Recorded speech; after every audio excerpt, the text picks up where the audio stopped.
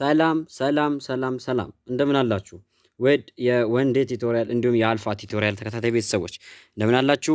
ይህ አልፋ ቲቶሪያል ከወንዴ ቲቶሪያል ጋር በመተባበር የሚያዘጋጅ የሚያቀርብላችሁ የኤግዛም ጥያቄ ነው።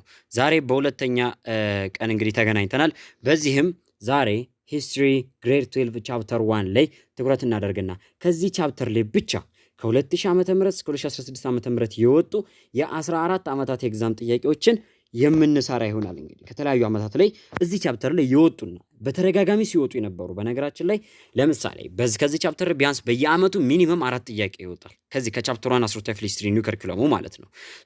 ከዚህ ከአራቱ ጥያቄዎች ሚኒመም 4 ጥያቄ ይወጣል። በየዓመቱ ቢያንስ የ14 ዓመት ብትወስዱ ስንት ይመጣል? ወደ 56 አካባቢ ጥያቄ ይመጣል። ስለዚህ 56ቱንም አይደለም ከነዚህ 56 ውስጥ እንግዲህ በተደጋጋሚ የሚወጡና ብዙን ተማሪ ከዚህ ቻፕተር ላይ ጥያቄ እንዴትም አድርጎ ቢወጣ ተማሪው ሊመልስባቸው የሚችልባቸው ጥያቄዎች የትኞቹ ናቸው፣ በደንብ ቻፕተሩን ጠቅለል አድርገው ለተማሪው የሚያስረዱ ጥያቄዎች የትኞቹ ናቸው የሚለው መርጠን በትንሹ ከ25 ወይ ከ20 እስከ 30 ያሉ ጥያቄዎችን በየቻፕተሮቹ እንሰራለን። ዛሬ የመጀመሪያው ቻፕተር ላይ ቆይታ የምናደርግ ይሆናል። በቅድሚያ ይህ የአልፋ ቲቶሪያል ቪዲዮዎች እንግዲህ ከወንዴ ቲቶሪያል ጋር በመተባበር የወንዴ ቲቶሪያል አባላት ቪዲዮን በማዘጋጀት እንዲሁም የአልፋ ቲቶሪያል አባላት ደግሞ ለእናንተ በፕሮሞሽን እንዲሁም ደግሞ የሚያስፈልጉትን ለዚህ ለቲቶሪያሉ የቪዲዮ መስሪያ የኤዲቲንግ እንዲሁም ማንኛውንም የማስታወቂያ ክፍያዎች በመክፈል ተማሪዎች ፕራይቬት ቲቶሪያል ከሚማሩ ተማሪዎች በተጨማሪ አቅም ለሌላቸው ተማሪዎች ቢያንስ የቀረችውን 1 ወር ጊዜ ከእኛ ጋር አብረው ክለሳ በማድረግ ኤግዛሞችን በመስራት ለፈተናው ዝግጁ እንዲሆኑ እኛ ጋር ከተማሩት ሌሎች ተማሪዎች እኩል ለፈተናው ዝግጁ እንዲሆኑ በማሰብ ነውና ከወንዴ ቲቶሪያል ጋር ሙሉ ወጪውን ሸፍኖ ይህንን ቪዲዮ የሚያዘጋጅላችሁ። በተቻላችሁ መጠን ለአልፋ ቲቶሪያል ቻናሉን ሰብስክራይብ እንዲሁም ሼር እንዲሁም ላይክ በማድረግ እንዲሁም ኮሜንት ላይ ድጋፋችሁን በማሳወቅ ከጎናችሁ ነን በማለት አብሮነታችሁን አጋርነታችሁን እንድታሳዩ እንጠይቃለን ማለት ነው። ስለዚህ ወደ ጥያቄዎቹ አልፋለሁ። የመጀመሪያው ጥያቄ ላይ ስንሄድ which one of the following is the social consequences of the consolidation of ይለናል። ካፒታሊዝም ኢን ዩሮፕ ይለናል። አውሮፓ ላይ ካፒታሊዝም ኮንሶሊዴት መሆኑ እየተጠናከረ መምጣቱ ያመጣው ሶሻል ኮንሲኩዌንስ እያለን ነው። አሁን ቻፕተሯን ታስታውሱ ከሆነ ስለ ካፒታሊዝም ካየን በኋላ ኢንዱስትሪያል ካፒታሊዝም ብለን አይተን ዘ ኢፌክትስ ኦፍ ኢንዱስትሪያል ካፒታሊዝም እንዲሁም ደግሞ ፊቸሮቹን አይተናል። ፊቸሮቹን ኮንሲኩዌንሶቹን አይተን ነበር አይደለ? ይህ ካፒታሊዝም ስርዓት አውሮፓ ውስጥ 16ኛው ሴንቸሪ 15ኛው ሴንቸሪ 11ኛ ክፍል ላይ ተጀመረ ብለን አይተን ነበር አይደል? ከሜዲየቫል ዩሮፕ ማብቂያ ላይ የፌዳሊዝም ስርዓት አብቅቶ ማን መጣ ብለን ነበረ? የካፒታሊዝም ስርዓት መጣ ብለን ነበር። ኤርሊ ካፒታሊዝም ብላችሁ 11ኛ ቻፕተር 4 ኒው ከሪኩለም ላይ የተማማር ነው ማለት ነው። ከዛ በኋላ ግን ስለ ካፒታሊዝም አላወራንም። የት ነው ያወራነው? 12ኛ ቻፕተር ላይ ነው። በቃ ኒው ሂስትሪ ወይም ደግሞ የአውሮፓውያን ኒው ኢራ አዲሱ ዘመን ሲጀመር አዲሱ ክፍለ ዘመን ሲጀመር ወይም አዲሱ ታሪካቸው ሲጀመር በካፒታሊዝም ስርዓት ነበር የጀመሩት። ወይም ደግሞ ካፒታሊዝም ስርዓትን ይበልጥ እያሻሻሉና እያጠናከሩ ነበር የጀመሩት። የካፒታሊዝም ስርዓት ይበልጥ መጠናከሩ መሻሻሉ ያመጣው ሶሻል ኮንሲኩዌንስ ምንድነው? እሺ አሁን እዚህ ጋር እንዴ ካፒታሊዝም ኮንሶሊዴሽን እኮ አልተማርም የምትሉ ልጆች ካላችሁ ደግሞ ከኛ ጋር ካላያችሁ ደግሞ ምንድነው ዘ ኮንሶሊዴሽን ኦፍ ካፒታሊዝም ማለት ምን ማለት ነው የሚለውን በቅድሚያ ላብራራላችሁ። ካፒታሊዝም ይበልጥ ኮንሶሊዴት የሆነው እየተጠናከረ የመጣው መች ነው? በኢንዱስትሪያል ሪቮሉሽን ታይም ላይ ነው። በቃ አለቀ። የኢንዱስትሪያል ሪቮሉሽን መጀመር ያመጣው ሶሻል ኮንሲኩዌንስ እንደማለት ነው፣ በሌላ አነጋገር ማለት ነው። ኤ ዲክላይን ኢን ዘ ኢኮኖሚክ ፓወር ኦፍ ቦርጂየስስ ይለናል። የቦርጂየሶች ወይም ደግሞ የከበርቴዎች ምን ኢኮኖሚክ ፓወራቸው መዳከም ይለናል። በፍጹም የነሱ በልጥ እየተጠናከረ ነው የመጣው። የ2008 ኢንትራንስ ኤግዛም ጠይቄ ነው። ኤ ግሮዊንግ ጋፕ ኢን ዘ ዌልዝ አሞንግ ዲፍረንት ክላስስ ይለናል። የተለያዩ የማህበረሰብ ክፍሎች ወይም ደግሞ በሁለት የሶሻል ክላስ ተፈጠረ ብለን ነበር አይደለ? ማንና ማን? ቦርጂየስ እና ወርከርስ የምንላቸው ወይም ደግሞ ሰራተኞች ፕሮሌታሪያት እና ካፒታሊስትስ የምንላቸው። በእነዚህ ሶሻል ክላሶች መካከል ከፍተኛ የሆነ የሀብት ልዩነት ተፈጠረ፣ የሀብት ጋፕ ተፈጠረ። ልክ ነው አይደለ? አዎ ልክ ነው። ኤ ሲግኒፊካንት ኢምፕሩቭመንት ኢን ሊቪንግ ኮንዲሽንስ ኦፍ ወርከርስ ይለናል። ሰራተኞቹ ወይም የሰራተኞቹ ሁኔታ በዚህ በፋብሪካ ውስጥ በኢንዱስትሪ ውስጥ የሚሰሩ ሰራተኞች የሚኖሩበት ሁኔታ የኑሮ ሁኔታቸው ሊቪንግ ኮንዲሽናቸው የተሻሻለ ሆነ። ሲግኒፊካንት የሆነ ኢምፕሩቭመንት ወይም መሻሻል እያሳየ መጣ። በተሻለ የህይወት ሁኔታ ውስጥ መኖር ጀመሩ ይለናል። ይሄ ስህተት ነው አይደል እንዴ? ባድ የሆነ ወርኪንግ ኮንዲሽን እንደነበራቸው አይተን ነበረ። ኤ ዲክላይን ኢን ወርኪንግ ሃወርስ ፎር ወርከርስ ይለናል። ለሰራተኞች የሚሰሩበት የስራ ሰዓት እየቀነሰ መጣ ይለናል። በፍጹም ይሄን ከፍ ስትሉ በዩኒቨርሲቲ ደረጃ እንዲሁም በማኔጅመንት እንዲሁም በፐብሊክ አድሚኒስትሬሽን የተሰኙ ዲፓርትመንቶች ላይ ሲገቡ ትማሩታላችሁ። ስለ ኦርጋናይዜሽን ካልቸር ነው የምትማሩና በዛን ጊዜ እነ ማክስ ዌበር እንዲሁም የተለያዩ ፍሬድሪክ የተሰኙ የተለያዩ ሳይንቲስቶች ስኮላሮች ሲመጡ ነው ይሄ ነገር እየተሻሻለ የመጣው እንጂ በዚህ ታይም ላይ ወርከሮች ከ8 ሰዓታት በላይ እንዲሰሩ ይደረግ ነበር። ኢቨን እስከ 12 እንዲሁም ከ12 ሰዓታት በላይ በቀን እንዲሰሩ ይደረጉ ነበር። ከፍተኛ የጉልበት ብዝበዛ ነበር ይካሄድ የነበረው። ሶ ሌሎቹ እንዳለ ኔጌቲቭ ኢምፓክት ናቸው። ይሄኛው ግን የነበረው ሶሻል ኮንሲኩዌንስ ነበረ ማለት ነው። ኤ ላይ ስንመለከት ምንድነው እሱ ይሄ ትክክለኛ የሆነ ሶሻል ኮንሲኩዌንስ ነበረ። የተለያዩ ሶሻል ክላሶች እንዲፈጠሩ አደረገ። በእነዚህ ሶሻል ክላሶች መካከል ደግሞ ከፍተኛ የሆነ ጋፕ እንዲፈጠር አደረገ እንጂ ሌሎቹ ምንድናቸው ከዚህኛው ጋር የተለያዩ ናቸው ወይም ደግሞ ከጥያቄው ጋር ተቃራኒ የሆኑ ናቸው ማለት ነው። ተቃራኒ የሆኑ ናቸው። እሺ ወደ ሁለተኛ ጥያቄ እንምጣ። እሺ ምን ይለናል? which one of the following factors favored for the start of industrial revolution in Britain ይለናል። የኢንዱስትሪያል ሪቮሉሽን የት ነው የተጀመረው? ብሪቴን። ስለዚህ ብሪቴንን ካወቃችሁ ወይም ብሪቴን ውስጥ እንደተጀመረ ካወቃችሁ ጥያቄው እያለን ያለው ምንድነው? የኢንዱስትሪያል ሪቮሉሽን ብሪቴን ውስጥ ተጀመረ ተብላችሁ ተምራችኋል። የኢንዱስትሪያል ሪቮሉሽን ብሪቴን ውስጥ እንዲጀመር ምክንያት የነበሩት ጉዳዮች ምን ናቸው? ይሄን በ3 ቻፕተር 1 ሂስትሪ ቪዲዮ ላይ ራሱ አለ አይደል ዩቲዩብ ላይ። ሶ ኤ ሲስተም ኦፍ ታክሴሽን ፋቮራብል ቱ ኢኖቬተርስ ይለናል። የ2007 ጥያቄ ነው። እዚህ ምርጫው ላይ መጥቶ ነው። ይሄስ በስተት ነው፣ ይቅርታ። ምን ይለናል? ብሪቴን ውስጥ የነበረው የታክስ አከፋፈል ስርዓት ወይም ታክሴሽን ሲስተሙ ለኢኖቬተሮች ወይም ደግሞ ለፈጣሪዎች፣ ለስራ ፈጣሪዎች እንዲሁም ለተለያየ ነገር የተለያዩ አዳዲስ ነገሮችን ለሚፈጥሩ አካላት መልካም ሁኔታን ይዞ ስለመጣ ነው ወይም ምቹ ስለነበረ ነው። ለኢኖቬተሮች ምቹ ስለነበረ ነው ይለናል። አይደለም። ዘ ኢንጌጅመንትስ ኦፍ ሚሊታሪ ኢን ፕሮዳክሽን ይለናል። በብሪቴን ውስጥ የነበረው የጦር ስርዓት በፕሮዳክሽን ስርዓት ውስጥ ወይም ደግሞ በምርት ስርዓት ውስጥ ተሳታፊ ስለነበረ ነው ይለናል። በፍጹም ሚሊታሪው በፕሮዳክሽን ስርዓት ውስጥ ተሳታፊ ከሆነ ምንጊዜም ኢኮኖሚው ይዳከማል እንጂ አያድግም። ዘ ናቹራል ክሪኤቲቭ ጂኒየስ ኦፍ ዘ ብሪቲሽ ፒፕል ይለናል። የብሪቴን ማህበረሰቦች በተፈጥሮ ራሱ በጣም ጂኒየስ የሆኑ ማህበረሰቦች እና ክሪኤቲቭ የሆኑ ሰዎች ነበሩ፣ ወይም ደግሞ ለስራ ፈጣሪነት አዳዲስ ነገሮችን በመፍጠር የተሻለ ጭንቅላት ያላቸው ሰዎች ስለነበሩ ነው ይለናል። ይሄም አይደለም። ዲሌይ ስንሄድ ስታቢሊቲ ኤንድ ጉድ ኢንዶንመንት ዊዝ ናቹራል ሪሶርስስ ላይክ ኮል ይለናል። ብሪቴን በወቅቱ የተሻለ የተፈጥሮ ሀብት ማዕድናት ስለነበራት፣ ለምሳሌ እንደ ኩል ያሉ ወይም እንደ ድንጋይ ከሰል ያሉ በወቅቱ ኢንዱስትሪያል ሪቮሉሽንን ራን ለማድረግ የሚያመቹ ናቹራል ሪሶርሶች ስለነበራትና ምቹ የሆነ ኤንቫይሮንመንት ስለነበራት ነው ይለናል። አዎ አንደኛ የወደብ ሀገር ነች፣ ወይም ደግሞ ባህር ዳር ላይ የምትገኝ አካባቢ ስለሆነች፣ ውቅያኖስ ዳርቻ ላይ ስለሆነች ወደቦች አሏት፣ ለንግድ ምቹ ነች ማለት ነው። መርከቦችን ትሰራ ነበር። በተጨማሪ ደግሞ የድንጋይ ከሰል ማዕድን በከፍተኛ ሁኔታ የነበረባት ሀገር ነች። እነዚህ ሁኔታዎች ለብሪቴን ምቹ ሁኔታን ፈጥሮላታል ኢንዱስትሪያል ሪቮሉሽን ብሪቴን ውስጥ እንዲጀመር ማለት ነው። እሺ ማብራሪያውን እየወደዳችሁት እንደሆነ ተስፋ አደርጋለሁ። ሶስተኛ ጥያቄ which one of the following is correct definitions of imperialism ይለናል። የ2006 ኤግዛም ላይ ደግሞ ስለ ኢምፔሪያሊዝም ትክክል የሆነው የትኛው ነው እያለ ነው። ኢምፔሪያሊዝምን በደንብ አድርጎ የሚገልጽልን ኤ ሩል ኦቨር ኤ ላርጅ ቴሪቶሪ ኦቨር ዊዝ ኤ ዳይቨርስ ፖፑሌሽን ይለናል። ሰፊ የሆነ ግዛትን ላርጅ የሆነ ቴሪቶሪ ወይም ሰፊ የሆነ ግዛትንና የተለያየ ማህበረሰብን ወይም ዳይቨርስ የሆነ ማህበረሰብን የተለያየ ማህበረሰብ ሳይሆን ፖፑሌሽን ህዝብን የተለያየ ህዝብን በብዙ ነገር የተለያየ ህዝብን የተለያየ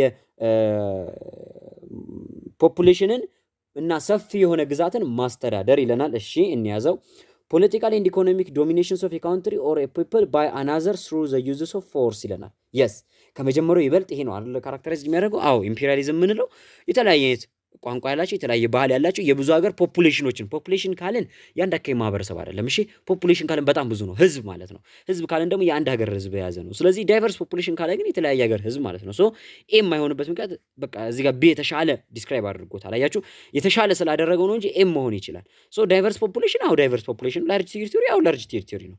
ግን ቢ ደግሞ ምን አደረገው ይበልጥ አሻሻለውና ፖለቲካሊም ኢኮኖሚካሊም ማለት ነው አንድ ካውንትሪ ወይም ደግሞ አንድ ማህበረሰብ አለን አንድ ፒፕል ሌሎች ማህበረሰቦችን ወይም ሌሎች ፖፑሌሽኖችን ወይም ሌሎች አካባቢዎችን በኃይል ምን ሲያደርግ ዶሚኔት ሲያደርጋቸው ምን እንለዋለን? ኢምፔሪያሊዝም እንለዋለን። አያችሁ፣ በፈቃደኝነት አይደለም በኃይል ሂዶ ዶሚኔት ሲያደርጋቸው የተሻለ ዲስክራይብ አደረገው ማለት ነው። ሶ ሲና ዲ ማየት አይጠበቅብንም።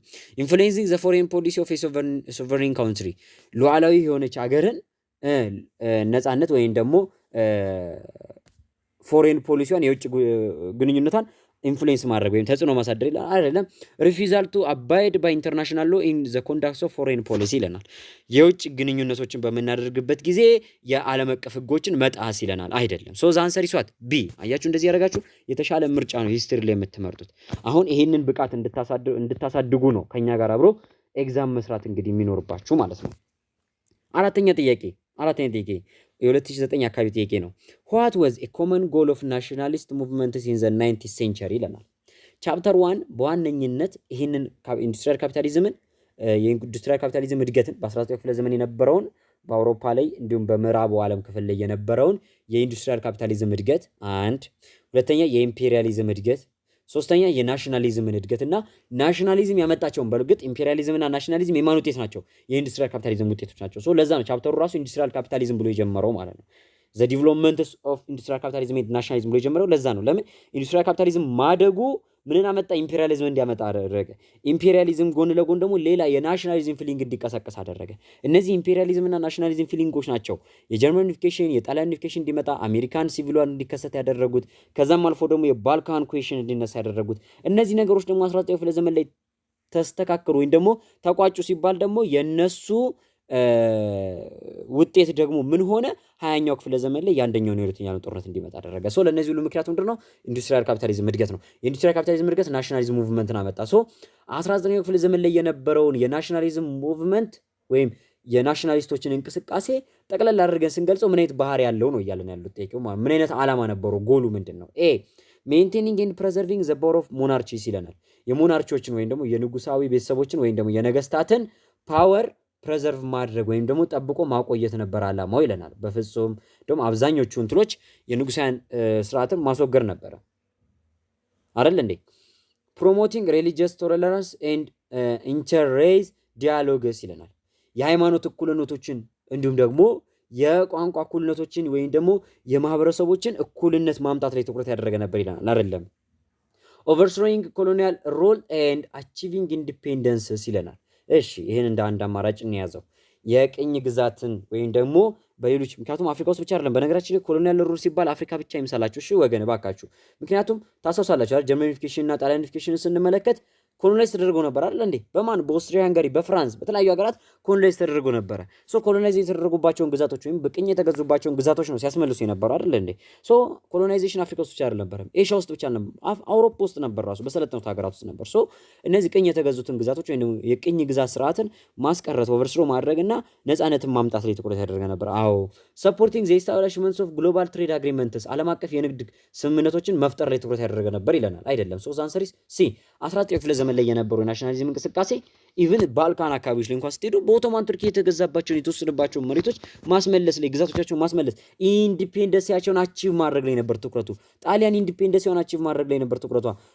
በተጨማሪ ደግሞ ጀርመንንም ብትሄዱ ኢንዲፔንደንሲያውን አቺቭ ማድረግ ላይ ነበር ትኩረቷ ማለት ነው። ሶ 19ኛው ክፍለ ዘመን ላይ የነበረው ኢምፔሪያሊዝም ናሽናሊዝም እንቅስቃሴ ዓላማውና ትኩረቱ ይህ ነበር ማለት ነው። እሺ ወደ አምስተኛ ጥያቄ እንሂድ። What historical period is commonly associated with the heights of European imperialism ይለናል። ይሄም እዛው አካባቢ 2009-2011 አካባቢ ያለ ጥያቄ ነው። የአውሮፓውያን ኢምፔሪያሊዝም ከፍተኛ ደረጃ 2004 አካባቢ ጥያቄ ነው። የአውሮፓውያን ኢምፔሪያሊዝም ወይም ደግሞ የአውሮፓውያን የኢምፔሪያሊዝም ወይም ደግሞ ዓለምን የመቀራመት ዓላማቸው ወይም አንድ መንግስት የመፍጠር ዓላማቸው ፍላጎታቸው የኢምፔሪያሊዝም አይዲያቸው ኢምፔሪያሊዝም ምን ማለት እንደሆነ ለእናንተ ብቻ በዛ መንገር አይጠበቅብኝም። ሶ የኢምፔሪያሊዝም ፍላጎታቸው ከፍተኛ ደረጃ የደረሰው በምን ጊዜ ነበረ? ኤ ሬኔሳንስ ኢንላይትመንት ይለናል አይደለም። ቅድም ነግራችኋለሁ አይደል? አሁን ከቅድሙ ምርጫ ላይ አራተኛ ጥያቄ ላይ ዘ ኢንዱስትሪያል ሪቮሉሽን ነው። በቃ በኢንዱስትሪያል ሪቮሉሽን ምክንያት ወይም የኢንዱስትሪያል ሪቮሉሽን ውጤቱ አንዱ ምንድን ነበረ? ኢምፔሪያሊዝምንና ናሽናሊዝምን ማስፋፋት ኢንተንስ በሆነ መንገድ ማበራከት ነበረ ትልቁ አስተዋጽኦ ማለት ነው። ወደ ስድስተኛ ጥያቄ እንምጣ። ዋይ ዲድ ይለናል። ዋይ ዲድ አፕሮችስ ኦፍ ያንግ ኢታሊያን ሙቭመንትስ ቱ ኢታሊያን ዩኒፊኬሽን ፌይል ይለናል። 2008 ላይ እንምጣ ደግሞ የጣሊያን ዩኒፊኬሽንን ካመጡ ሰዎች መካከል 3 ሰዎችን ተምራችኋል፣ ነግሬያችኋለሁ። ማን አለ?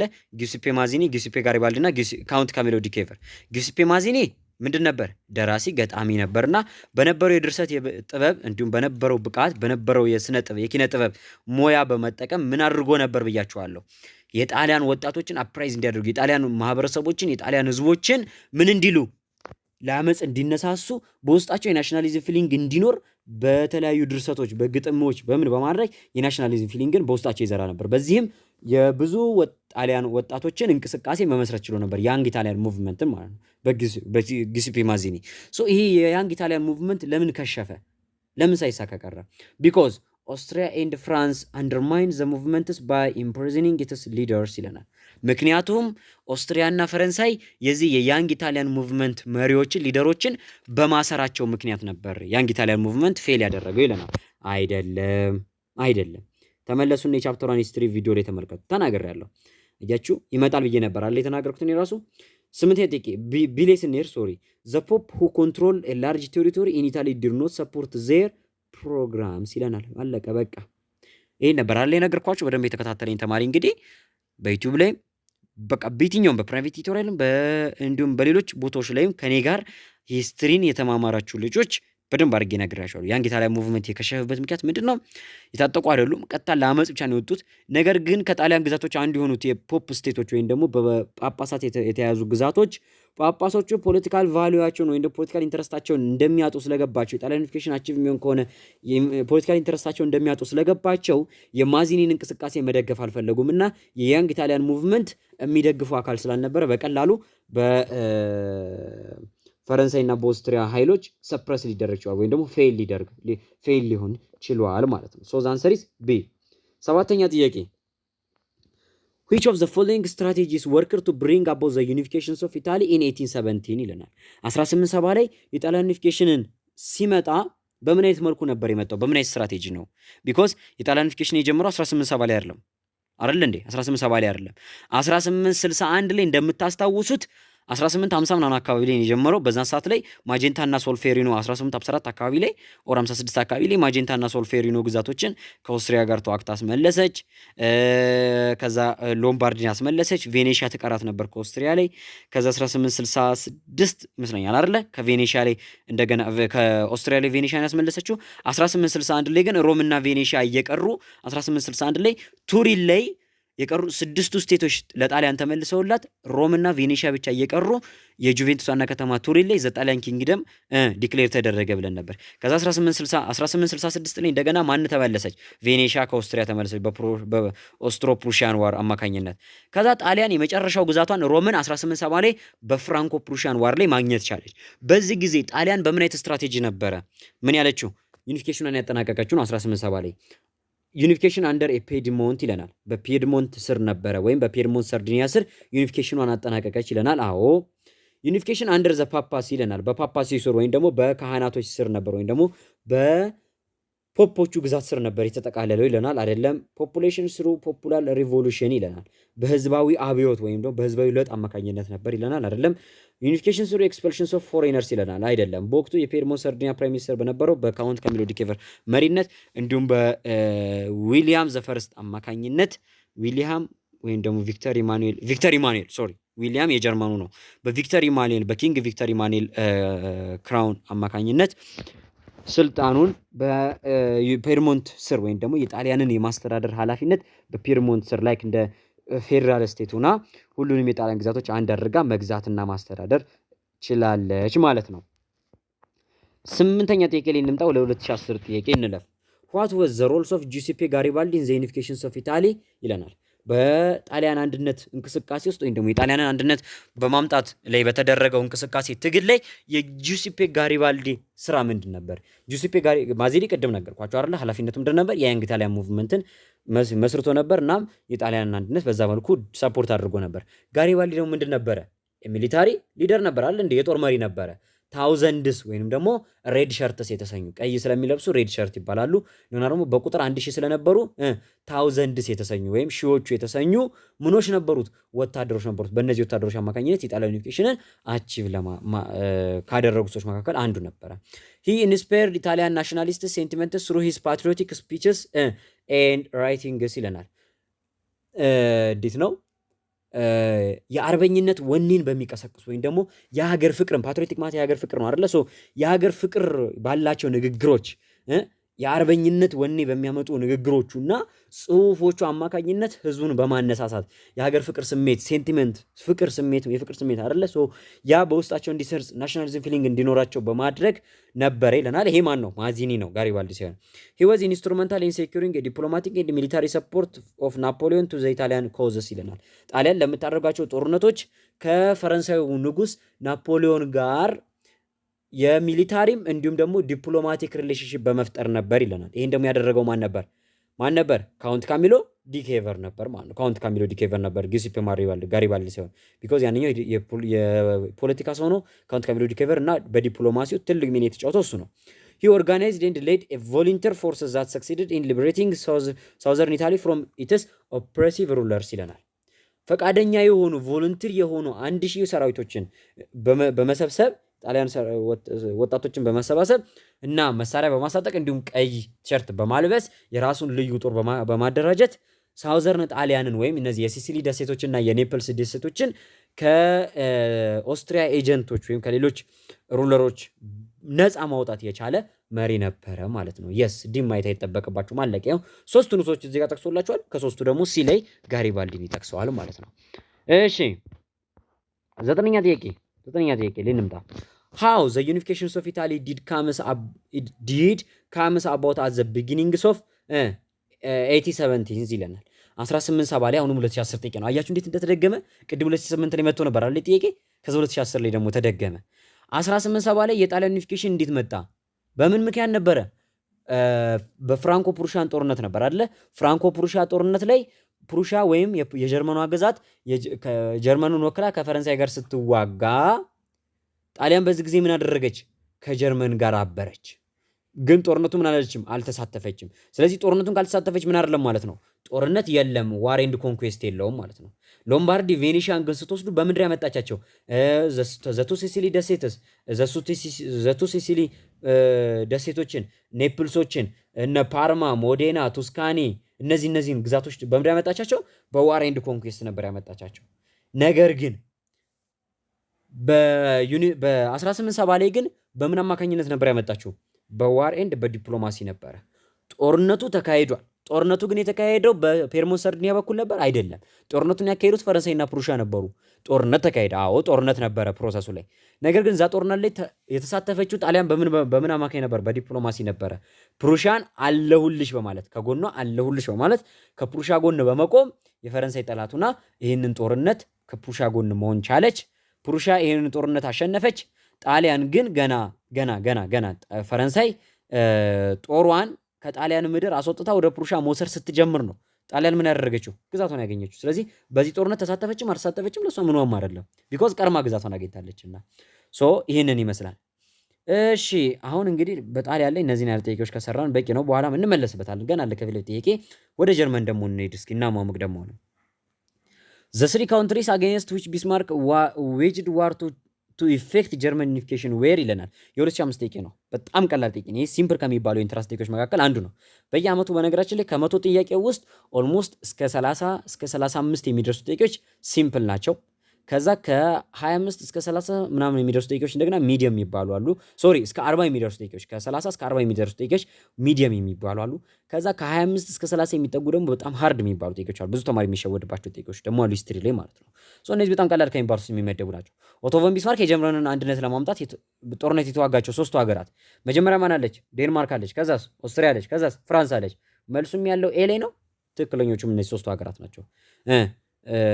ዴኒሽ ፕሩሺያን ዋር፣ ኦስትሮ ፕሩሺያን ዋር እና ፍራንኮ ፕሩሺያን ዋር የምንላቸው ማለት ነው። እነዚህ ጦርነቶች ነበሩ። ወደ 11ኛ ጥያቄ እንለፍና where was the official declaration about the establishment of the United Germany Empire made ይለናል። ጀርመን ሁለት ኪንግደሟን ከጨረሰች በኋላ 2010 ላይ ነው ደግሞ ጀርመን ዩኒፊኬሽኗን ከጨረሰች በኋላ ኦፊሻል በሆነ መንገድ ወይም ደግሞ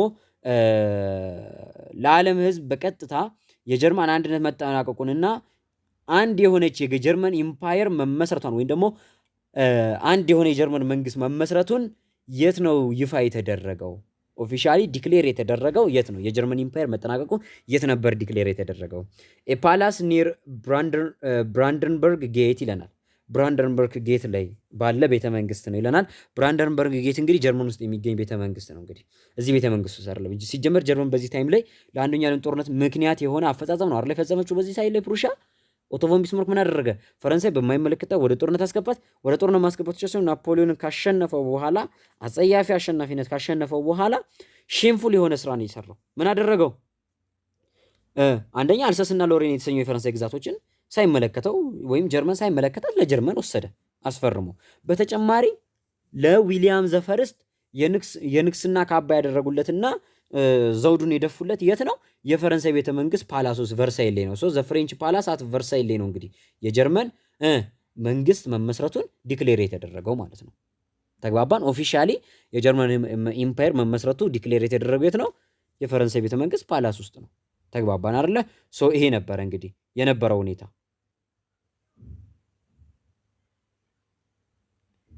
ሶሪ እሺ ወደ 12ኛ ጥያቄ እንለፍ። which of the following was the main development that paved the way for German unification ይለናል። ወይም ደግሞ ለጀርመን ዩኒፊኬሽን ትልቁን አስተዋጽኦ የተወጣው ስለዚህ ለጀርመን ዩኒፊኬሽን መንገድ የከፈተው paved way ያደረገው ምክንያት ምንድን ነበረ ነው? ኤ the presence of foreign power on German soil ይለናል። ወይም ደግሞ በጀርመን ምድር ላይ በጀርመን መሬት ላይ በጀርመን አፈር ላይ የውጭ ኃይሎች መኖራቸው ይለናል። አይደለም። ዘ ኢኮኖሚክ ዲስፓሪቲ አሞንግ ጀርመን ስቴትስ ይለናል።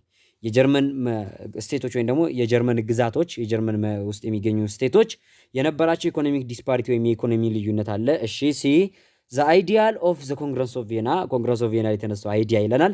ዲ ዘ ክሪኤሽን ኦፍ ጀርመን ኮንፌዴሬሽን ይለናል። ለጀርመን ዩኒፊኬሽን ትልቁን መንገድ የጠረገው የትኛው ክስተት ነው? እርግጠኛ ነኝ በደንብ ያነበበ ተማሪ ሁለቱም ምርጮች እንደማይመርጥ ማለት ነው። ኤና ቢን እንደማይመርጥ 100% ሹር ቢኮዝ አይገናኙም ከሱ ጋር። ሲና ዲ ላይ ተመልከቱ። የጣሊያን ዩኒፊኬሽን የጀርመን ዩኒፊኬሽንን ስታነሱ እነዚህ ነገሮች መነሻቸው ለጀርመን ለጣሊያን ዩኒፊኬሽንም ትልቁ ቤዝ ምንድን ነበረ? ዘ ኮንግረስ ኦፍ ቪየና ነበረ። የጀርመን ዩኒፊኬሽንም የጣሊያን ዩኒፊኬሽንም ለመመስረታቸው ወይንም ደግሞ እንዲካሄዱ ትልቁን መንገድ የከፈተላቸው ማን ነበር? ኮንግረስ ኦፍ ቪየና ነበር። ጣሊያንን ምን አደረጋት? ወደ 8 ስቴት ከፋፈላት። ጀርመንን ደግሞ ምን አደረገ? ጀርመን ነው ምን አደረገ? ወደ በጣም ብዙ ስቴት የነበረው ወደ ስንት ነበር ያወረደው? ወደ 100። ከዛ ደግሞ እንደገና ደግሞ አወርዶ ደግሞ ወደ 30 ምናምን ነው አይደል ያመጣው። ከዛ ምን አደረገ? ጀርመን ኮንፌዴሬሽን ተመሰረተ። ጀርመን ኮንፌዴሬሽን በፕሩሺያ የበላይነት መሪነት ተመሰረተ። ሰሜንና ደቡብ ተብሎ ያው ኦስትሪያ አለች። ኦስትሪያ ከጀርመን ጋር አልቀላቀልም ስላለች ወይም ከጀርመን ስቴቶች ጋር አልቀላቀልም ስላለች ራሷን ችላ የጀርመን ኮንፌዴሬሽን መሪ ማን ነበረች? ፕሩሺያ መሪ ነበረች። ለዛም ነው የጀርመን ኤዱኬሽን ያመጣችው ስቴት የበላይ ነበረችው እሷ ነበረች። ቢኮዝ ከሌሎቹ ጠንካሯ እሷ ስለነበረች። ለጀርመን ዩኒፊኬሽን ሆነ ለጣሊያን ዩኒፊኬሽን ትልቁን ዌይ የከፈተው ነገር ምንድን ነበረ?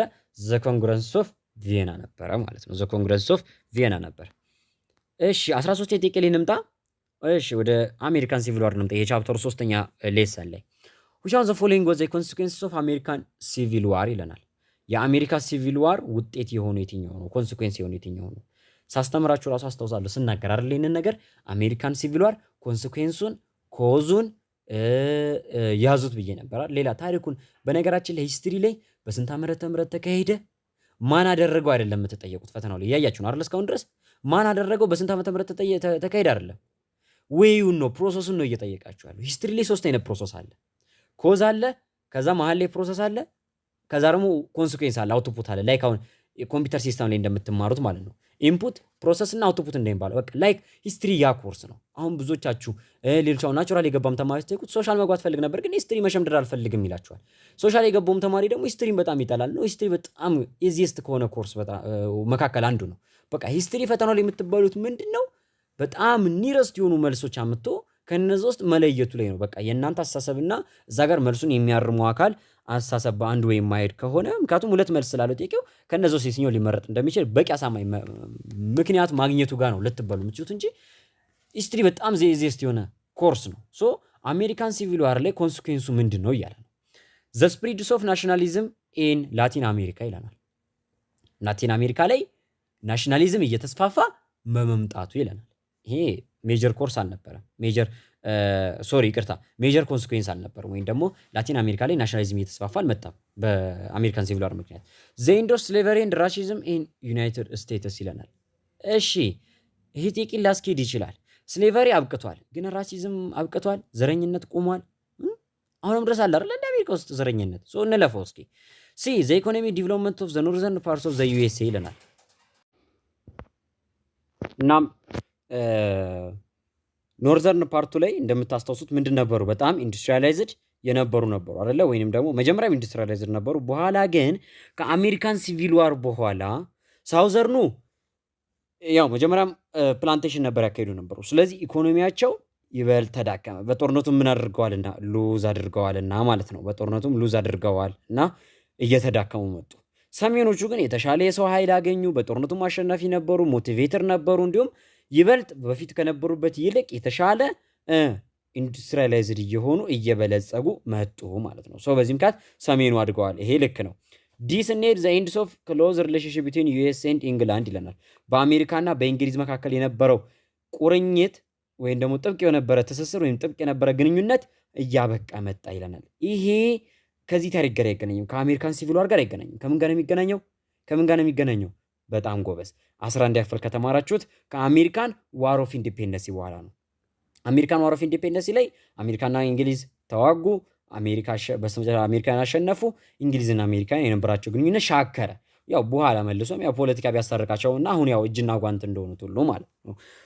ይሄ ከአሜሪካን ዋር ኦፍ ኢንዲፔንደንሲ ጋር የሚገናኘው ዘ አንሰር ኢዝ ዋት ሲ። በጣም አሪፍ እንቀጥል። 14ኛ ጥያቄ አሁንም እዛው አሜሪካን ሲቪል ዋር ላይ እንቆይና ሃው ዲድ ኢማንሲፒቴሽን ፕሮክላሜሽንስ ኦፍ አብርሃም ሊንከን ሄልፕስ ቱ ኖርዝ ዲፊት ዘ ኮንፌደሬት ፎርስስ ኢን ዘ አሜሪካን ሲቪል ዋር ይላል። አሁን 28 ላይ እንቆይ።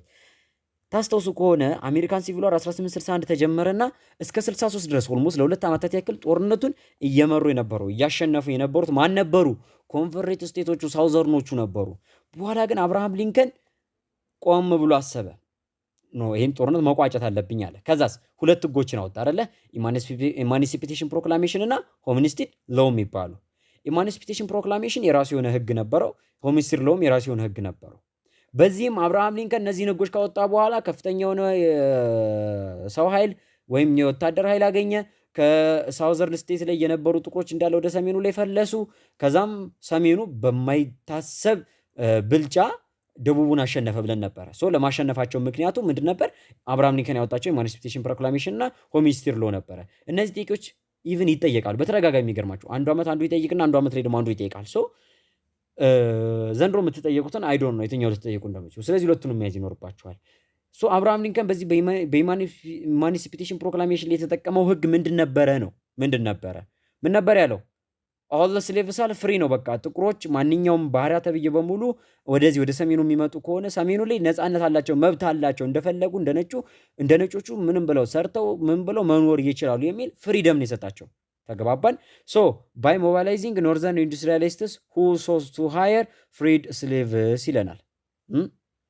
ቱ ሃየር ፍሪድ ስሌቭስ ሰሜኑ ላይ የሚገኙትን ኢንዱስትሪያሊስቶች ምን አደረጋቸው? ስሌቮችን እንዲቀጥሩ ወይም ደግሞ ነፃ የሆኑ ባሪያዎችን እንዲቀጥሩ መንገድ ከፈተላቸው ይለናል። አይደለም። ባይ ክሪቲንግ ዲቪዥን አሞንግ ፕሮ ስሌቨሪ ኤንድ አንቲ ስሌቨሪ ፎርስስ ኢን ዘ ሳውዝ ይለናል። በደቡቡ በኩል ወይም ደግሞ ሳውዘርን ስቴቶቹ ላይ ስሌቨሪን በሚደግፉና ስሌቨሪን በሚቃወሙ ኃይሎች መካከል ከፍተኛ የሆነ ዲቪዥንን በመፍጠር እሺ፣ ይሄ ሊሆን ይችላል። ቆይ እንያዘው። ባይ ኮዚንግ ላርጅ ስኬል ዲዘርሽንስ ኢን ዘ ራንክስ ኦፍ ኮንፌደሬት አርሚ ይለናል። አዎ በቃ ትልቁ ነገር ይሄ ነው። ቢኮዝ አብርሃም ሊንከን በዚህ በኢማንሲፔሽን ፕሮክላሜሽን ላይ ለጥቁሮች፣ ለባሪያዎች፣ ለስሌቮች ነፃነት በመስጠት ወይም ነፃነትን በማወጁ እነዚህም ባሪያዎች ነፃነታቸውን በመፈለግ ምን አደረጉ? ወደ ሰሜን ፈለሱ ብያቸዋለሁ። ወደ ሰሜኑ አቀኑ። በዚህ ምክንያት እና አብርሃም ሊንከን ከፍተኛ የሆነ ማን ፓወር ወይም ደግሞ የሰው ኃይል የሰራዊታቸው ቁጥር ጨመረላቸው። ሳውዘርኖች ውስጥ የነበራቸው አርሚ ምን አለ? ዲዘርት አደረገ። በቃ በአንድ ጊዜ ቁጥሩ በከፍተኛ ሁኔታ ነው የተመናመነው። ለምን? ስሌቮችን ነበራ መሳሪያ አስታጥቀው ይዋጉ የነበረው። ተግባባን? ስሌቮችን ነበር መሳሪያ አስታጥቀው ይዋጉ የነበረው። ስሌቮቹ በአንድ ጊዜ ወደ ሰሜኑ ላይ ሲሄዱ ምን አደረገ? የሳውዘርኖቹ አርሚ በአንድ ጊዜ ባዶን ቀረ። ዲ ባይ ሞባላይዚንግ ኤ ላርጅ ነምበርስ ኦፍ ፎርመር ስሌቭስ ኤንድ ፍሪ ብላክ ቱ ፋይት ኦን ዘ ሳይድስ ኦፍ ዘ ኖርዝስ ይለናል። የስ ከዚህ የበለጠ ደግሞ ዲ ላይ በደንብ አድርጎ አብራራው። ምን አደረገ? በፊት ባሪያ የነበሩትን ምን አደረገ? ፍሪ ብላክ አደረገ። ወይም ደግሞ ሶሪ ፍሪ ብላክ ማለት ያው ጥቁሮችን ነፃ አደረገ ማለት ጥቁሮችን ነፃ አደረገ። በፊት ባሪያ የነበሩትንም ነፃነት በመስጠት ምን አደረገ? በከፍተኛ ቁጥር የሚጠጉ ወይም ደግሞ በከፍተኛ ቁጥር ያላቸው ባሪያዎችን እንዲሁም ጥቁሮችን ነፃነት በመስጠት ለሰሜኑ እንዲዋጉ በሰሜኖቹ ጎን ወይም በእነ አብርሃም ሊንከን ጎን እንዲዋጉ መንገድ ከፈተላቸው። በዚህ ምክንያት ባሪያዎችም አላንጎራገሩም። ነፃነታቸውን ፍለጋ ወደ ሰሜን ሄዱ።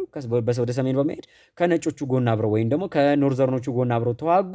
ሳውዘርኖቹ ተሸነፉ ማለት ነው። ሶ ዘ አንሰር ኢዝ ዋት? ዲ ኢዝ ዘ ቤስት ኦፕሽን ማለት ነው። አያችሁ አይደለ? ዲ ኢዝ ዘ ቤስት ኦፕሽን። በጣም አሪፍ። 15ኛ ጥያቄ ወደ አሜሪካን ሲቪል ዋር አሁንም እንሂድ። ዋት ወዝ አብርሃም ሊንከንስ አጀንዳ አት ዘ ስታርስ ኦፍ አሜሪካን ሲቪል ዋር ይለናል። አሜሪካን ሲቪል ዋር ልክ ሲጀመር አብርሃም ሊንከን የነበረው አጀንዳ ምንድን ነበር? በቃ አሜሪካን ሲቪል ዋር ሲጀመር አብርሃም ሊንከን ይዞት የተነሳው አጀንዳ ምንድን ነበር? ኤ ቱ ፕሬዘርቭ ዘ ዩኒየን ይለናል። ቱ ፕሬዘርቭ ዘ ዩኒየን ወይም ደግሞ የአሜሪካን አንድነት ማስጠበቅ ነበር። አዎ፣ ግን ይሄ የአብርሃም ሊንከን አጀንዳ ሳይሆን የማን ነበር? የሰሜኖቹ ዘ ዩኒየኒስት ነበር አለ ተብሎ ይጠሩ የነበረው የዩኒየኒስቶቹ አይዲያ ነበር፣ ወይም የሰሜን አሜሪካኖቹ አይዲያ ነበረ። ሰሜን አሜሪካ ስላችሁ ደግሞ ታዲያ አሜሪካ በወቅቱ ሰሜን አሜሪካና ደቡብ አሜሪካ ተብሎ አይደለም የተከፋፈሉት። እሺ፣ ራሱ ሰሜን አሜሪካ ሰሜን አሜሪካ አህጉር ወደ ላይና ወደታች ነው የተከፋፈለች የነበረው፣ ሳውዝና ኖርዝ ተባላ ማለት ነው። ሰሜኖቹ አብርሃም ሊንከን እስኪመረጥ ድረስ ይሄን ዩኒየኒስት የነበረ አይዲያን ይዘው ነበረ ከሳውዘርኖቹ ጋር ተካፍሎ የነበረው። አብርሃም ሊንከን ሲመጣ ግን አይዲያው ወደ ምን ተቀየረ? ፍሪ ስሌቭ ሆነ። ፍሪ ኦል ስሌቭ ኢን ዘ ሳውዝ። አብርሃም ሊንከን ለጥቁሮች መብት ተሟጋች ሆኖ መጣ። ሳውዘርኖችም ምን አደረጉ? ወዲያው አብርሃም ሊንከን በምርጫ አሸንፎ ስልጣን ሲይዝ እነሱም የራሳቸውን እርምጃ መራመድ ጀመሩ። ለምን? ገና አብርሃም ሊንከን ገና በምርጫ ቀስቀሳ ላይ እያለ ለጥቁሮች መብት ሲሟገት ስለነበረ እነሱ ልክ ወደ ስልጣን ሲመጣ እነሱ ጋር የነበረውን ስሌቨሪ ቻሌንጅ እንደሚያደርግ ስለገባቸው እነሱም ወዲያው ቶማስ ጄፈርሰን ዴቪስን ሾሙ። ከዛ እያለ ሁኔታው ቀጠለ ማለት ነው። የአብርሃም ሊንከን ዋነኛ ተቀዳሚ ዓላማው ምንድን ነበር? ስሌቮችን ፍሪ ማድረግ ነበረ። ወደ 16ኛ ጥያቄ ስንመጣ በጣም አሪፍ፣ ወደ ኢስተርን ኩዌሽን የዚህ ቻፕተር የመጨረሻው ቶፒክ ነው አይደለ? ዋት ወዝ ዘ ሶ ኮልድ ኢስተርን ኩዌሽን ኢን ዘ 19th ሴንቸሪ ኤንድ ኤርሊ 20th ሴንቸሪ ይለናል። 2007 ጥያቄ ነው። በ19ኛው ክፍለ ዘመን ማለቂያ እና በ20ኛው ክፍለ ዘመን መግቢያ ጊዜ ላይ ከ1890 ምናምን አንስቶ እስከ 1915 ድረስ ነበር አይደል የቆየው ይሄ የኢስተርን ኩዌሽን እስከ 1914 እስከ አንደኛ ዓለም ጦርነት ጅማሮ። ቢኮዝ የአንደኛ ዓለም ጦርነትንም ችቦ ያስለኮሰው የዚሁ የኢስተርን ኩዌሽን ጉዳይ ነበረ። ይህ የምስራቁ ጥያቄ ወይም ደግሞ ዘ ኢስተርን ኩዌሽን ምንድን ነበር ይለናል። ዩሮፒያን ኮንሰርንስ አባውት ዘ ባልካንስ ይለናል። አውሮፓውያን በባልካን ስቴቶች ላይ ወይም በባልካን ግዛቶች ላይ የነበራቸው ምልከታ ነበር ወይም ጉዳይ ነበር ይለናል። እሺ፣ ሩሲያን ኮንሰርንስ አባውት ኦስትሪያን ኤክስፓንሽን ቱዋርድ ዘ ኢስት ይለናል። ሩሲያ ኦስትሪያ በምስራቅ አውሮፓ ላይ በምታደርገው እንቅስቃሴ ላይ የነበራት እይታ ነበር ወይም የነበራት ጉዳይ ነበር፣ ቅሬታ ነበር ይለናል። እሺ፣ እንያዘው። ብሪቲሽ ኮንሰርን አባውት ሩሲያንስ ኤክስፓንሽን ቱ ዘ ባልቲክ ኤሪያስ ይለናል። ብሪቴን ሩሲያ ወደ ምስራቅ አውሮፓ ወይም ወደ ባልካን ግዛቶች ላይ የምታደርገው እንቅስቃሴ ላይ የነበራት ቅሬታ ነው ይለናል። አይደለም። ዲ ቱርኪሽ ኮንሰርንስ አባውት ዌስተርን ኤክስፓንሽን ቱዋርድስ ኢስተርን ኤንድ ሜዲትራኒያን ሪጅን ይለናል።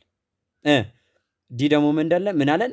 ቱርኪሽ ኮንሰርንስ አባውት ዌስተርን ኤክስፓንሽን ቱዋርድስ ኢስተርን ኤንድ ሜዲትራኒያን ሪጅን፣ ምዕራብ አውሮፓውያን ሀገራት ወደ ምስራቅ አውሮፓና ወደ ሜዲትራኒያን አካባቢ የሚያደርጉት እንቅስቃሴ ላይ ቱርክ ያነሳችው ጥያቄ ነበር ይለናል። አይደለም።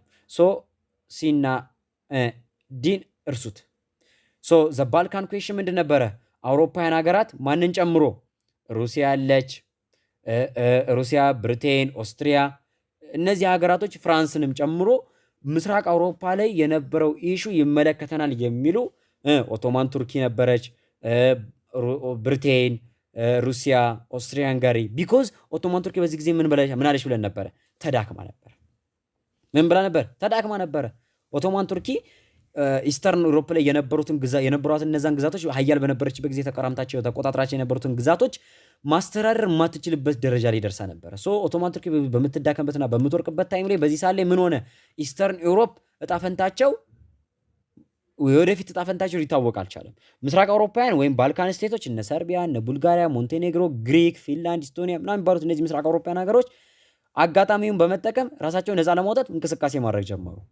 በተቃራኒው ደግሞ ሌሎች አውሮፓውያን ሀገራት ብሪቴን የእሷ ኢንተረስት እዚህ አካባቢ ላይ ምስራቅ አውሮፓውያን ሀገራት ነፃ መሆናቸውን ተከትሎ እነ ሩሲያ እነ ኦስትሪያን ጋር የተሰኙ ሀገራት እዚህ ላይ ግዛቶቹን መልሰው ይዘው የእሷን ኢንተረስት ቻሌንጅ እንዳያደርጉ ምን ታደርግ ነበረ? ኦቶማን ቱርኪን በመጠኑም ቢሆን ችግሮቿን ተቋቁማ ወይም ደግሞ ጥንካሬዋን በመጠኑ መልሳ እነዚህን አካባቢዎች እንድትገዛ ታደርግ ነበር አይደለ? ትፈልግም ታደርግም ነበር ብለን አይተን ነበረ። ኦስትሪያ ሃንጋሪ ደግሞ ኦልሞስት ኢንተረስት ነበራትና ወደዚህ አካባቢ የኦቶማን ቱርኪን መዳከም ተጠቅማ እንቅስቃሴ ማድረግ ጀምራ ነበር፣ ለመቆጣጠር ማለት ነው። የምትፈልጋቸውን ግዛቶች በተለይ የስላቭ ቋንቋ ተናጋሪ ማህበረሰቦችን ለመያዝ። ሩሲያም ደግሞ የዚህ አካባቢ የይገባኛል ጥያቄ ያላትና ኢቭን እስካሁን ድረስ አይደለ እንዴ አይደለ ከዩክሬን ጋር ያለው ጦርነት ማንሳት ይቻላል። ሳይሶ ወደዚህ አካባቢ የይገባኛል ጥያቄ ያላትና ሩሲያም እንቅስቃሴ ጀምራለች። ሩሲያና ኦስትሪያ ኦልሞስት ተፋጠዋል። አንድ ጦርነት ላስታውሳችሁ፣ ክሪሚያን ዋር አይደለ? አይ ቲንክ አስታውሳችኋል ብዬ አስታውሳለሁ። በደንብ አድርጋችሁ እንደምታስታውሱት ብሪቴን፣ ኦስትሪያ፣ ፍራንስ አንድ ላይ በመሆን ማንን የተዋጉበት? ሩሲያን የተዋጉበት። ቢኮዝ ኦፍ ዋት? ይሄም ባልካን ሪጅንን በተመለከተ ማለት ነው። ኢስተርን ኢኩዌሽን የምንለው ምን ነበር? ባልካንን በተመለከተ አውሮፓውያን ያደርጉት የነበረው እንቅስቃሴ ነበር ማለት ነው። ከተሳሳትኩ ኮሜንት ሴክሽን ላይ ቲቸር ወንዴ ተሳስተሃል፣ መብታችሁ ነው። እሺ ወደ 17ኛ ጥያቄ እንለፍ። which one of the following ideas or institutions is a capitalist associated ይለናል። የ2016 ኤግዛም ጥያቄ ያምና ጥያቄ ነው። እንግዲህ አያችሁት። አሁን ደግሞ እንግዲህ እስካሁን አያችሁ አይደለ? ኢንዱስትሪያል ሪቮሉሽን ላይ ጥያቄ እንዴት እንደሚወጣ እንደነበር ቅድም አይተናል። አሁን ደግሞ እስኪ አምና አሁን ከዛ በፊት የነበሩት ኤግዛሞችን ከዚህ በፊት ለተማሪዎች ሰርተንላቸው ምን ያህል እንደተጠቀማቸው 2016 ተፈታኞች ምን ያህል እንደተጠቀማቸው እዚህ ጋር ማየት ትችላላችሁ። which of the following ideas or institutions is capitalist associated ይለናል። የትኛው ክፍል ነው ከካፒታሊዝም ጋር ወይም ደግሞ የትኛው አይዲያ ነው ከካፒታሊስት ጋር የሚገናኘው ይለናል። ሰርፍ ደምስ ይለናል። ሰርፍ ደም ከካፒታሊስት ጋር ይገናኛል እንዴ? አይገናኝም። 11 ክፍል ከተማራችሁት ከፌውዳሊዝም ጋር ነው የሚገናኘው። ኢኳሊቲ ኦፍ ክላስስ ወይም ደግሞ የተለያዩ ማህበረሰብ ክፍሎች እኩልነት፣ ይሄም የለም በየትኛውም ክላስ ውስጥ የለም። ሶሻሊስት ላይ ነው ምናልባት ሊኖር የሚችለው፣ እሱን በጥቂቱ። ኮንትሮልድ ማርኬት፣ እሺ ማርኬቱን መቆጣጠር፣ ይሄም ኮማንድ ነው፣ ሶሻሊስት ላይ ነው። ሜኪንግ ፕሮፊት፣ የስ ዘ ፊቸርስ ኦፍ ካፒታሊዝም አይደል እንዴ? ቻፕተር 1 ሂስትሪ ላይ ያያችሁት ማለት ነው። ቻፕተር ላይ ያያችሁት። ሶ ሜኪንግ ፕሮፊት ይሄ ምንድነው? ከካፒታሊስት ጋር አሶሺየትድ የሚሆን ፊቸር ነው ማለት ነው። እሺ 18ኛ ጥያቄ ላይ እንምጣ። እስኪ ደግሞ ወደ 18 እንለፍ።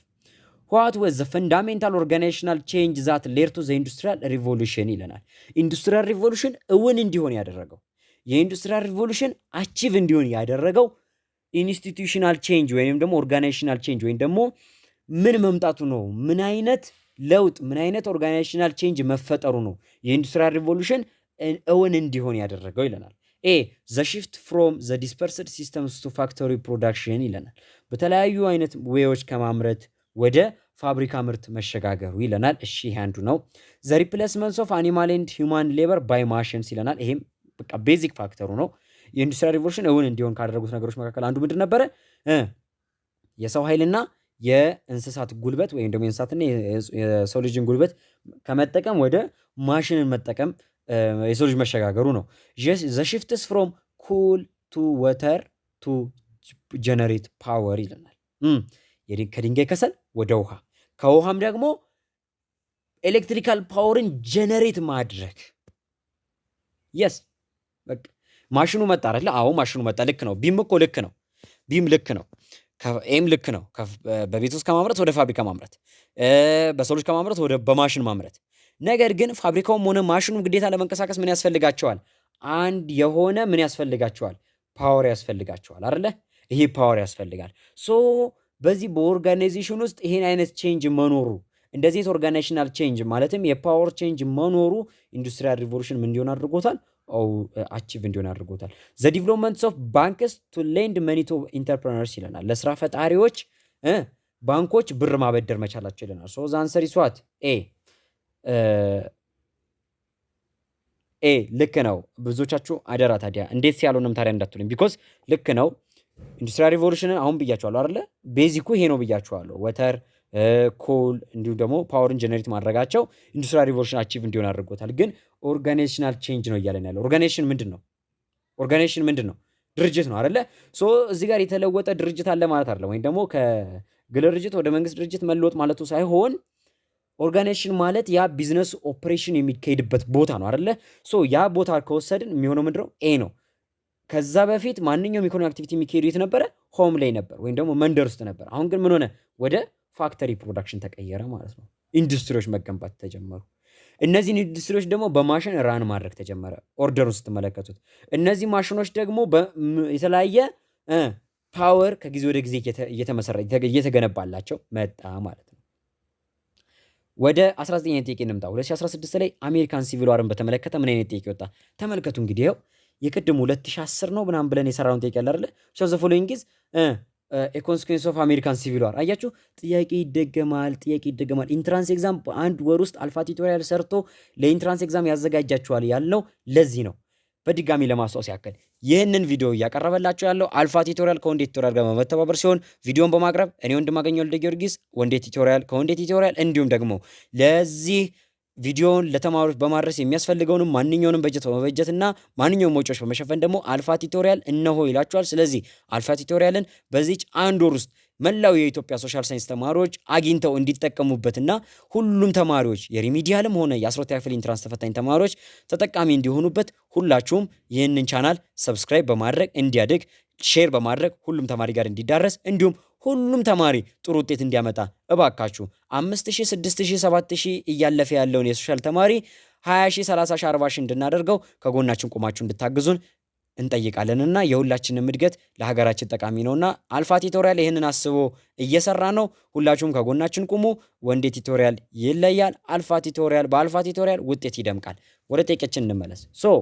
አሜሪካን ሲቪል ዋር ኮንሲኩዌንሱ ምንድን ነበር? ቅድም ጠቅሰናቸዋል። ዘ ኤንድስ ኦፍ ራሻል ኦፕሬሽን ኢን ዩኤስኤ አይደለም። አሜሪካ ውስጥ ምን አልቆመም? ዘረኝነት አልቆመም። ዘ ኤንድስ ኦፍ ኢንስቲቱሽንስ ኦፍ ስሌቨሪ ኢን ዘ ዩኤስኤ፣ አዎ አሜሪካ ውስጥ የባሪያ ንግድ ቆሟል። ኢኮኖሚክ ፕሮስፔሪቲ ኦፍ ዘ ሳውዘርን ፕላንተር ክላስስ ይለናል። የደቡቦቹ ኢኮኖሚያቸው አድጓል ይለናል። በፍጹም ሰሜኖቹ ነበር ኢኮኖሚያቸው ያደገው አይደለ? ዘ አኩዊሽንስ ኦፍ ፓርትስ ኦፍ ዘ ዩኤስኤ ባይ ፍራንስስ፣ ወይም ደግሞ የዩኤስኤ ግዛቶች ወይም ደግሞ ፓርቶች በፈረንሳይ የፍላጎት ተነስቶባቸዋል። ወይም ደግሞ ፈረንሳይ የአሜሪካን ግዛቶች አኩዊስት አድርጋለች ወይም ፈልጋለች ወይም ደግሞ ጠይቃለች ይለናል። አይደለም። ሶ ዛንሰሪ ስዋት ቢ ስሌቨሪ አሜሪካ ውስጥ ቆሟል። 21ኛ ጥያቄ 20ኛ ጥያቄ ይቅርታ። ዋይ ዲድ ኢታሊያን ዩኒፊኬሽን ቢካም ሰክሰስፉል ይለናል። የ2016 ጥያቄ ነው። አሁንም ይሄ የጣሊያን ዩኒፊኬሽን እንዴት ሰክሰስፉል ነው? እንግዲህ ተመልከቱ 2016 ላይ ከዚህ ቻፕተር ላይ ማለትም ከዚህ ቻፕተር ስላችሁ ከዚህ ከቻፕተር 1 ላይ ኦልሞስት ወደ ስንት ጥያቄ ወጥቷል ማለት ነው? ከ5 ጥያቄ በላይ ወጥቷል ማለት ነው። ተግባባን። ሶ ጥያቄ ያስፈልጋል። ዘ አዶፕሽንስ ኦፍ ሚክስድ ስትራቴጂ ዛት ኮምባይንድ አርምድ አፕራይዚንግ ኤንድ ዲፕሎማቲክ ፕሬዠርስ ይለናል። የጣሊያን ዩኒፊኬሽን እንዴት ሰክሰስፉል ሆነ? ኤ ዘ አዶፕሽንስ ኦፍ ሚክስድ ስትራቴጂ ዛት ኮምባይንድ አርምድ አፕራይዚንግ ኤንድ ዲፕሎማቲክ ፕሬዠር፣ ዲፕሎማሲያዊ በሆነ መንገድና አፕራይዚንግ ማለት ያው ህዝባዊ አመፅ እንዲሁም ደግሞ ጦርነቶችን ያካተተ ማለት ነው። እንደዚህ ስትራቴጂዎችን በመጠቀም የጣሊያን ህዝብ ወይም ደግሞ ጣሊያኖች ዩኒፊኬሽናቸውን አቺቭ ማድረግ ይችለዋል ይለናል። አዎ በዲፕሎማሲም በጦርም አማካኝነት ነው ጣሊያን ዩኒፊኬሽን አቺቭ መሆን የቻለው።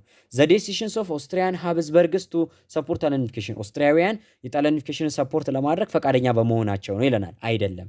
ዘ ዊክኒንግስ ኦፍ ሀብስበርግ ቦዝ ኢኮኖሚካሊ ኤንድ ፖለቲካሊ ይለናል። የሀብስበርግ ዳይናስቲ ኢኮኖሚካሊ ፖለቲካሊ ደካማ በመሆኑ። በፍጹም የሀብስበርግ ዳይናስቲ የጣሊያን ነው እንዴ? አይደለም አይደል እንዴ? የሀብስበርግ ዳይናስቲ የጣሊያን አይደለም። ዘ ሞባላይዜሽንስ ሁለት ደግሞ የኦስትሪያን ቢሆንም ደግሞ ኢኮኖሚካሊና ፖለቲካሊ ደካማ መሆኑ ሳይሆን ጣሊያኖች በነበራቸው የዛ ሰዓት ጠንካራ ናሽናሊዝም እንቅስቃሴ ነው። ዘ ሞባላይዜሽንስ ኦፍ ሊበራልስ ኮንዘርቫቲቭስ ኤንድ ዘ ፓፓል ስቴተስ ባይ ፔርሞን ሰርዲኒያ ይለናል። ፔርሞን ሰርዲኒያ የተለያዩ ሊበራሎቹ እነማን ነበሩ? ጁሲፔ ማዚኒ እና ጁሲፔ ጋሪባልዲ። ኮንዘርቫቲቮቹን ደግሞ እነማን ነበሩ? እነ ካውንት ካሚሎ ዲኬቨር። ፓፓል ስቴቶች ደግሞ አሉ። ሶ እነዚህን ኃይሎች አንድ ላይ አድርጋ አቀናጅታ መንቀሳቀስ በመቻሏ ነው ይለናል። አዎ ይሄም ነው፣ ግን ይበልጥ ደግሞ ዩኒፊኬሽኑ አቺቭ የሆነው በእነዚህ በዲፕሎማቲክ እና በአርምድ አፕራይሲንግ አማካኝነት ነበረ ማለት ነው። 21ኛ ጥያቄ እሺ፣ የተከፋፈለ ቦታ ላይ ያለው እሺ፣ ዋት ዋዝ ዘ ሜጀር ኮንሲኩዌንስስ ኦፍ ዘ ሰከንድ ባልካን ዋር ይለናል። ሁለተኛው የባልካን ጦርነት የመጀመሪያው 1912 ላይ ነበር፣ 1313 ላይ ነበር። ከዛ 1913 ላይ ደግሞ ተካሂዶ ነበር። በወራቶች ልዩነት ነበር የተካሄደው አይደለ? ሁለተኛው የባልካን ጦርነት ውጤቱ ምን ሆነ? ኤ ዘ ዲፕኒንግስ ኦፍ ሆስቲሊቲ ቢትዊን ኦስትሪያ ሃንጋሪ ኤንድ ሰርቢያ ኦቨር ቴሪቶሪያል ክሌምስ ይለናል። በኦስትሪያ ሃንጋሪ እና በሰርቢያ መካከል ስር የሰደደ ጠላትነትን እንዲፈራ አድርጓል ወይም ደግሞ እንዲኖር አድርጓል ይለናል። አዎ በደንብ አድርጎ ለአንደኛ ዓለም ጦርነትም ምክንያት የሆነው ችቦ የለከሰው ይህ ጉዳይ እንደሆነ ታስታውሳላችሁ አይደለ? በአንድ ዓመት ልዩነት ማለት ነው። ይሄ ቁርሻቸው ነው እንግዲህ በአንድ ዓመት ልዩነት ዓለምን የቀወጠ ጦርነት ያስነሳው። ዘ ፎርስድ ዊዝድራዋል ኦፍ ኦቶማን ቱርኪ ፍሮም ኦል ኢትስ ዩሮፒያን ቴሪቶሪስ ይለናል። ኦቶማን ቱርኪ ሳትወድ በግዷ በኃይል አውሮፓ ላይ ካሏት ከሁሉም ግዛቶቿ ለቃ እንድትወጣ ያደረገ ነበር ይለናል። ይሄኛው በፈርስት ባልካን ዋር ላይ ነበረ የተከሰተ ወይም ደግሞ በመጀመሪያው ባልካን ጦርነት ላይ ነበረ ኦቶማን ቱርኪ ተሸንፋ ከሙሉ የዩሮፒያን ግዛቶች ላይ ለቃ እንድትወጣ የተደረገችው። ይሄ ዘ ፈርስት ባልካን ዋር ኮንሲኩዌንሱ ነበረ። እሺ ሲሌ እንሂድ ደግሞ ሲሌ ስንሄድ ዘ ኢመርጀንሲ ኦፍ ኮንፍሊክት ቢትዊን ኢመርጂንግ ባልካን ናሽናሊዝም ኤንድ ዘ ኦቶማን ኢምፓየር ይለናል። አዲስ ነፃ ወጥተው ኢንዲፔንደንት በሆኑ ባልካን ሀገራቶች ውስጥ በሚገኙ ናሽናሊስቶች ወይም በባልካን ናሽናሊስቶች እና በኦቶማን ኢምፓየር መካከል ኮንፍሊክት ተከሰተ ይለናል። ይሄም ዘፈርስቱ ነው። ዘ ኢመርጀንሲ ኦፍ ሰቨራል ካውንትሪ ሰቻስ ግሪክ ኤንድ መቄዶኒያ አስ ኢንዲፔንደንት ስቴተስ ይለናል። እነዚህ ግሪክ፣ መቄዶኒያ የተሰኙ ስቴቶች ኢንዲፔንደንት ነው መመስረት የቻሉት ገና በመጀመሪያው ባልካን ጦርነት ላይ ነው። ቢኮዝ በመጀመሪያው ባልካን ጦርነት ላይ ባልካን ስቴቶች ከማን ላይ ከኦቶማን ቱርኪ ላይ ድል ተቀዳጁ፣ ነፃነታቸውን አወጁ። በዚህም ግሪክ የመጀመሪያው አይደለች አይደል? እንደው ሳስተምራችሁ አስታውሳለሁ አይደል እንዴ? ግሪክ ኢዝ ዘ ፈርስት ባልካን ስቴት ቱ ጌን ኢንዲፔንደንስ ብያችሁ ነበር። ሰርቢያ ደግሞ ዘ ስትሮንገስት ባልካን ስቴት ብያችኋለሁ አይደል? ከባልካን ስቴቶች ውስጥ ጠንካሯ ሰርቢያ ነበረች። ቀድማ ነፃነቷን ያገኘች ደግሞ ግሪክ ነበረች። ይህን ስነግራችሁ አስታውሳለሁ። ሶ ዲም አይሆንም፣ ዘ ፈርስት ናቸው ማለት ነው እነዚህ። ሶ ዘ አንሰር ኢዝ ዋት? ዘ አንሰር ኢዝ የዚህ ጥያቄ መልስ ምንድነው? ኤ ነው ማለት ነው። የዚህ ጥያቄያችን መልስ የዚህ ጥያቄ መልስ ምን ይሆናል ማለት ነው? ኤ ይሆናል። በኦስትሪያ ሃንጋሪ እና በሰርቢያ መካከል ከፍተኛ የሆነ ቁርሾን ወይም ደግሞ ጠላትነት እንዲኖር አድርጓል ማለት ነው። ወደ 22ኛ ጥያቄ እንለፍ። which one of the following is correct definitions of imperialism 2005 ጥያቄ ላይ የኢምፔሪያሊዝም ትክክለኛ ምርጫ ወይም ደግሞ ትክክለኛ ዲፊኒሽን የትኛው ነው ይለናል። ኤ ሩል ኦቨር ኤ ላርጅ ቴሪቶሪ ዊዝ ኤ ዳይቨርስ ፖፑሌሽን። ኦኬ ጥያቄ ቅድም ተጠይቀነዋል። ሶ ዘ አንሰር ኢዝ ቢ ነው አይደለ? ፖለቲካል ኤንድ ኢኮኖሚክ ዶሚኔሽንስ ኦፍ ዘ ካውንትሪ ኦር ኤ ፒፕል ባይ አናዘር። እዚህ ጋር የታይፒንግ ኢረር ነው። እሺ እንደምታዩት እዚህ ጋር የሌላ ምርጫ ራሱ አካቶ ይዟል። ሶ እዚህ ጋር የታይፒንግ ኢረር ነው። ይቅርታ ለጥያቄው መደገም ማለት ነው። እሺ እዚህ ጋም 23 ጥያቄን ተደግማለች። ሻን ዘ ፎሎዊንግ ስትራቴጂስ ወርክድ ቱ ብሪንግ አባውት ዘ ዩኒፊኬሽንስ ኦፍ ኢታሊ ኢን 1817 እንግዲህ የተከታተለኝ የነበረ ተማሪ 1870 ላይ ኢጣሊያን ዩኒፊኬሽን በምን አይነት መልኩ መጣ? በፔርሞንት ሰርዲኒያ ስር ነበር። በፔርሞንት ሰርዲኒያ ስር ዩኒፋይድ መሆን ችሏል ማለት ነው። በጣም አሪፍ። ቻፕተር 1 ግሬድ 12 ሂስትሪ እንግዲህ በዚህ መልኩ አጠናቀቅ ነው ወይም ደግሞ በዚህ መልኩ ሪቫይዝ ያደረግ ነው። ጥሩ ትምህርት እንዳገኛችሁበት ከዚህ ቻፕተር ላይ በደንብ ትኩረት ሰጣችሁ ማንበብ ያለባችሁ ምን እንደሆነ ከዚህ በኋላም ያልጨረሳችሁት ጥናት ራሱ ቢኖር ከዚህ ቻፕተር ላይ ምን ነገሮችን ለይታችሁ መያዝ እንዳለባችሁና ለሚደገሙትም ጥያቄዎች የትኞቹ እንደሚደገሙ እንዲሁም ምኑን ለይታችሁ ማወቅ እንዳለባችሁ በደንብ አንደርስታንድ እንዳደረጋችሁ ተስፋ አደርጋለሁ። በነገው ዕለት ደግሞ የዚሁን ቀጣይ ክፍል ቻፕተር 2 ቪዲዮ ይዘንላችሁ የምንቀርብ ይሆናል። የነገ ሰው ይበለን። መልካም ጊዜ፣ መልካም ቆይታ ለሁላችሁ።